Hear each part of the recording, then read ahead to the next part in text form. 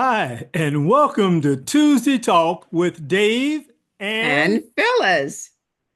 wonderful, wonderful. Hey, Tuesday Talk is all about strategies to help you to tell your stories and to communicate better in your marriage. And we got a special one today. Hey, Phyllis, give us a lead in as to what we'll be talking about today. I will. Dave and I recently took a trip and we flew to another state. Well, coming back on the return trip, I got to sit next to this sweet little lady who was probably in her mid 60s, and it was her very first time flying.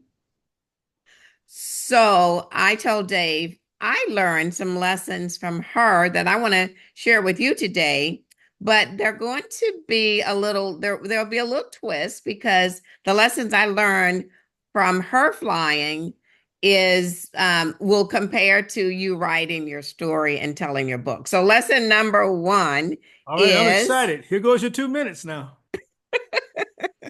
lesson number one is starting can be scary. I noticed this woman, precious woman, as we took off, she was gripping the seat ever so tight. Well, telling your story can be very scary, but know that you can get it done. She had brought a lady with her, a friend with her, and so you don't do it alone. That's why we have the Writer's Journey, the Author's Academy. We come alongside you. Second lesson is clutch the seat, and that's what she was doing, but don't stop moving. When you are clutching the seat and you are clutching the pen or the keyboard, keep writing, keep moving. You can tell your story. Start with the happy parts of the story, but keep moving. So that's number two, keep moving. Number three is find the beauty along the way. She and I began to look out the window and talk about the beauty of the clouds. And she began to get confident and relax. And when that happens, when you're telling your story, you too become comfortable. You too become confident. You can tell your story. You can write your book. Number four is turbulence will happen. Tur- tur- See, what y'all don't know is I told her she couldn't get it done in 2 minutes, and she just ran out of time. Number four, turbulence will happen. We had some turbulence, and this precious little woman was holding on. Know that as you are writing your story and writing your book, you too will hit some turbulence. You'll hit some moments when it really is hard to finish telling that story. It really is difficult to finish writing another chapter. But just as the turbulence was temporary for us on that plane, it's temporary for you as well. So keep moving. Number five is you'll land with a smile. This precious woman took her first trip, landed with a smile. I had a new friend. Well, guess what? You will tell your story. You'll land it with a smile. You will have other people that will benefit from you telling your story and writing your book, and they will be smiling for dear life as well. Okay, so those are your five strategies for telling your story. All right, Dave, back over to you.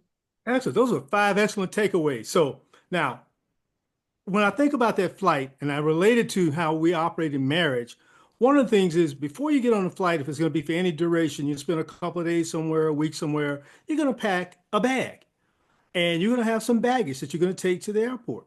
And you're going to have that baggage weighed and you're going to have that baggage placed somewhere.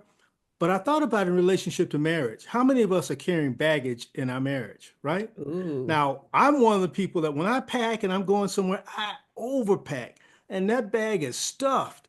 But what happens is while you're traveling with a heavy bag like that, it begins to wear you out. And a lot of times in our relationships, we're carrying heavy baggage with stuff that's been way in the past, we could have dealt with, should have been dealt with, and we're carrying the weight of that. Now, some of you just take minimum luggage. Everybody's going to have some baggage, right? But if you live from the standpoint of not making everything personal, not being hurt by everything, you're carrying minimum luggage. But the second point of not only how much luggage you're carrying, one of the great things about traveling that's made it real safe is they take your bag through an x-ray machine. Mm. Have you ever wondered why you're carrying some of the things in your bag?